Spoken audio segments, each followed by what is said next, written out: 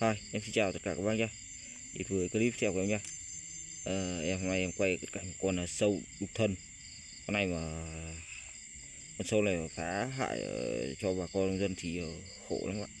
Nó đục thân những cây cà phê ấy. Đây, có đây được các bác, nhìn đỏ au luôn này. Con này đỏ au luôn này. Con này mà đục thân cây thì cây nào mà chịu nổi các bác. Đây. Đầu này có đục thì con nào cũng chịu nổi, cây nào cũng chịu nổi các bác.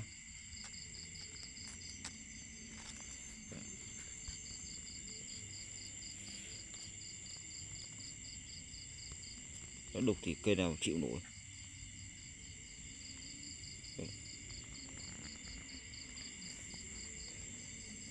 Và con nông dân thì thủ nhất cái con sâu này,